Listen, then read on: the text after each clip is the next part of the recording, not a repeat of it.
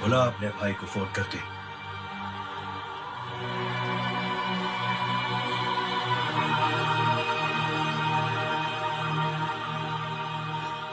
जय,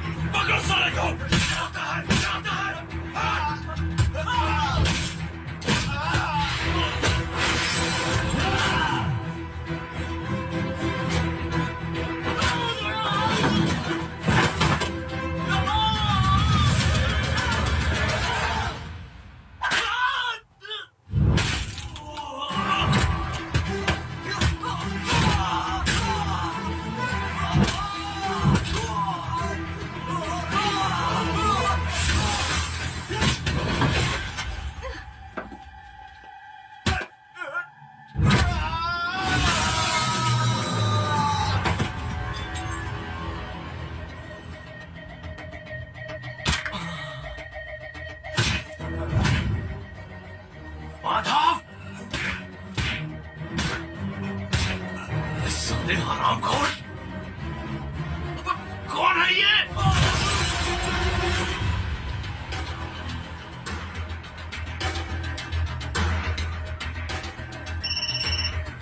hello. Hello, मौलिक बोल रहा हूँ भाई।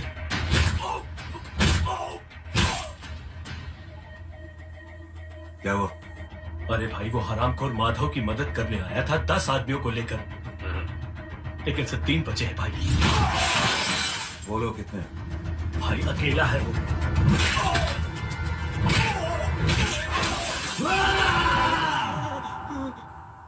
ये क्या था? भाई जानवर है, जानवर। नोच रहा है, पागलों की तरह काट रहा है लोगों को। तू जहां पर भी है उसे अपने पास वाले पार्टी ऑफिस तक पहुंचा दे। उसकी चिल्लाहट को चीख में बदल देंगे। कोशिश करता हूँ भाई। हाँ।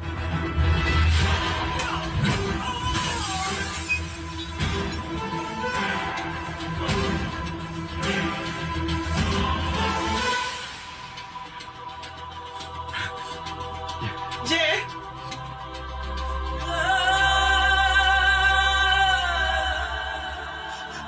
तुम घर जाओ।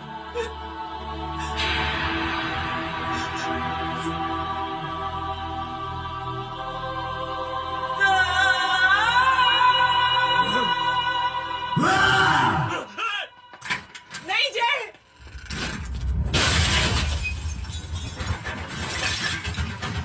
जय, जय,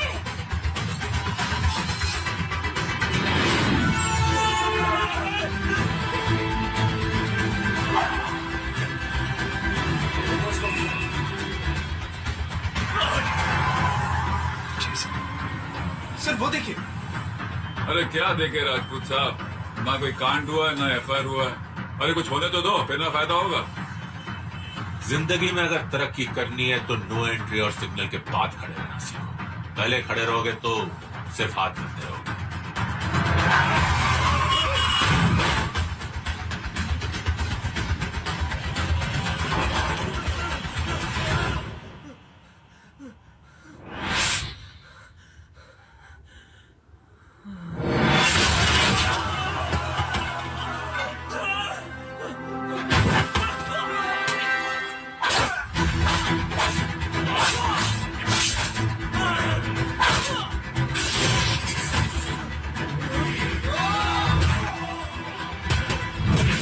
काम फंस गया।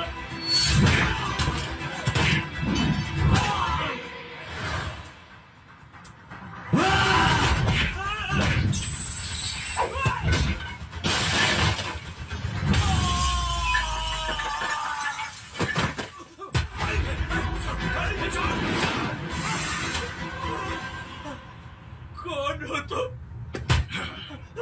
मैं वो जिसकी बहन की इज्जत पर तूने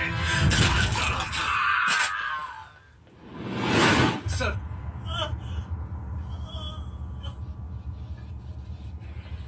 देखिए, मेरा भाई कोई गुंडा नहीं है, बल्कि उसने तो फौज में रह के देश की सेवा की है। मैडम, इन्हें अंदर करके हमें बिल्कुल अच्छा नहीं लग रहा, पर क्या करें, कानून से बंधे हुए हैं। मैडम, एफआईआर दर्ज हो चुकी है, गुनाह दाखिल हो चुके हैं। अगर अब हम इन्हें छोड़ते हैं तो हमारी नौकरी खतरे में पड़ सकती है। ऊपर से बहुत सारा प्रेशर है। मेरी सिर्फ इतनी सलाह है आपको कि अच्छे से अच्छा वकील करिए आप। जल्दी से जल्दी इन्हें जमानत दिलवाइए, वरना मंडे तक इन्हें यही रहना पड़ेगा। Sorry madam.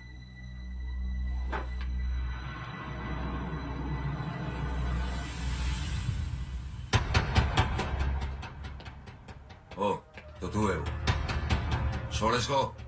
सर, इनकी एफआईआर दर्ज हो चुकी है, अब सिर्फ कोर्ट में जमानत हो सकती है। फाड़ के फेंक इसे। जी सर। Yes sir. सर क्या कर रहे हैं आप? सर, आप ही ने कहा था कि नौकरी जा सकती है। अब सर, आपकी नौकरी जाएगी नहीं, अब आपकी तरक्की हो जाएगी। और कुछ? और बाहर भेज इसे। सर आप चुप कर मेरे बाप।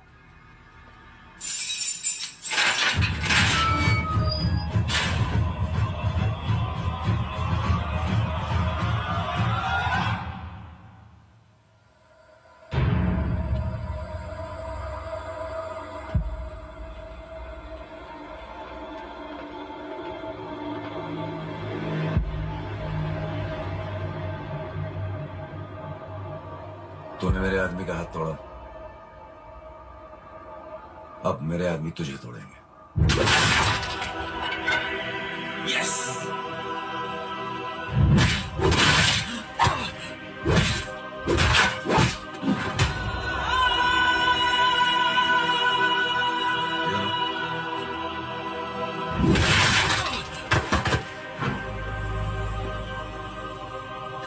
नहीं।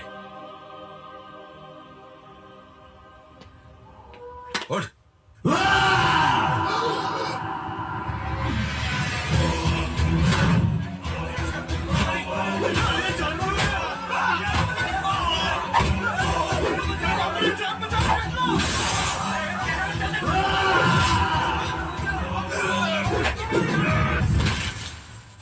ये क्या हो गया?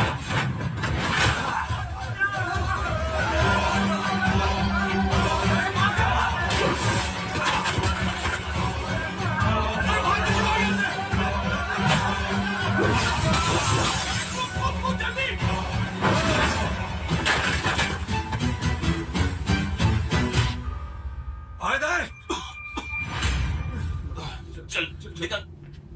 जिनके सामने हाथ जोड़कर भीख मांगते हो, उन्हीं को अपने पैरों तले कीड़े मकोड़ों की तरह रोक देते हो। शरीफ आदमी को बुज़दिल समझते हो, इज्जतदार आदमी को कायर, ईमानदार आदमी को बेवकूफ। आम आदमी सोता हुआ शेर है, उंगली मत कर, जाग गया तो।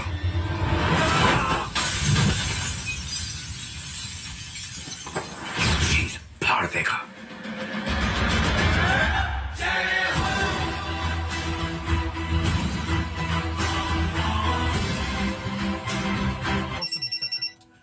से वाकई अब मेरी मदर हेलो? बन गई हो। सुना है माँ बच गई है। वो इसलिए बच गई है क्योंकि उसे अपनी आंखों से और कई मौतें देखनी है। हेलो, कौन बोल रहा है? कविता पाटिल। और सुन, तेरी माँ का एक्सीडेंट नहीं हुआ है,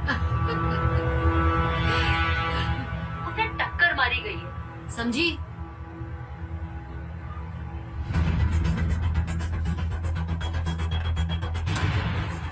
अब क्या करने जा रहे हो जय?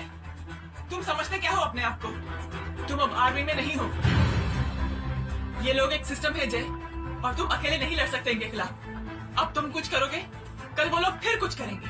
आज माँ है, कल रेहान, फिर कबीर, फिर मैं। ये सिलसिला कहाँ जाकर रुकेगा जय? बस करो ये सब। इतने सालों बाद सब कुछ ठीक हुआ है। माँ मेरी जिंदगी में वापस आई है।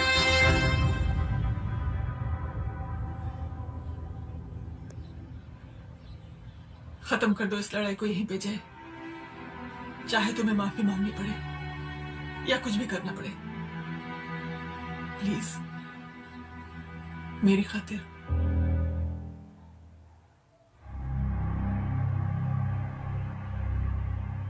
इसके तेवर देखकर तो नहीं लगता है कि ये मुझसे माफी मांगने आया है। सिंह साहब, हम यहाँ बात को खत्म करने आए हैं।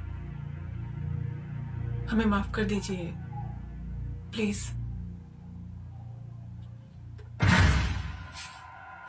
मेरी आंखें जरा कमजोर है, चेहरा ठीक से दिखाई नहीं दे रहा। थोड़ा आगे आओ, और थोड़ा आगे। बस बस।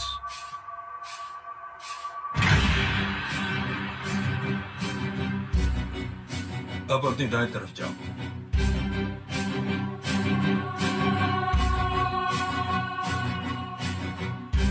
और जाओ।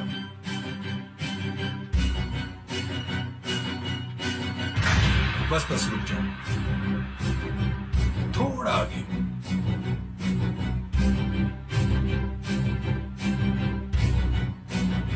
बस, अब रुक जाओ।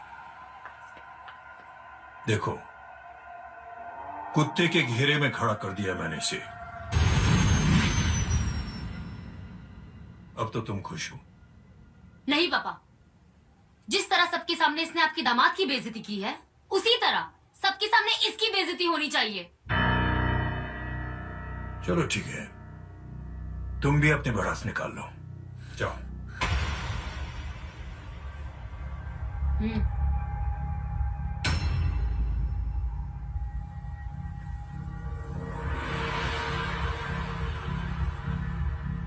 मेरे परिवार के साथ उलझने से पहले मेरे बारे में जान लेते तो अच्छा होता।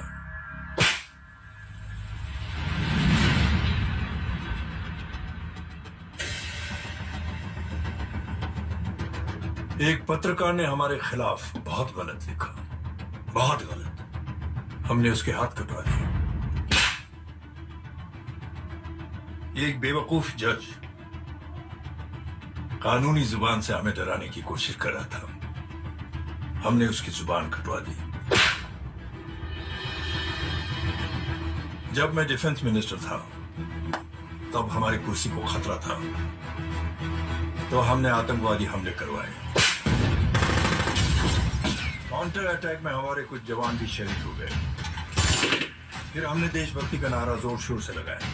कुर्सी भी बच गई, बल्कि प्रमोशन भी हुआ। अभी कुछ ही दिनों की बात है, एक अपाहिज लड़की ने आत्महत्या कर ली। उसके भाई ने मेरी बेटी के खिलाफ आवाज उठाना शुरू किया। अफसोस, उसे भी हमें उसकी बहन के पास भेजना पड़ा। जय,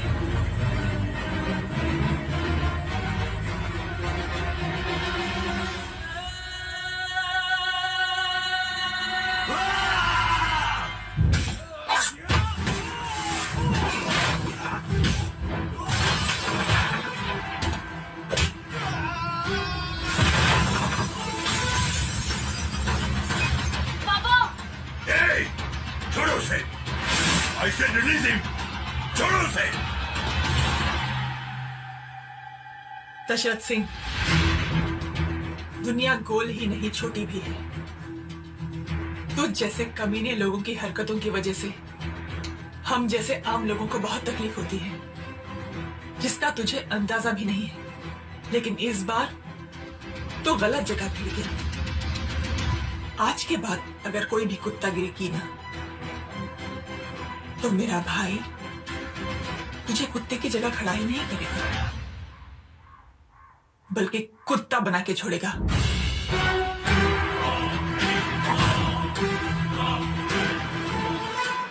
मेरी बहन झूठ नहीं बोलती।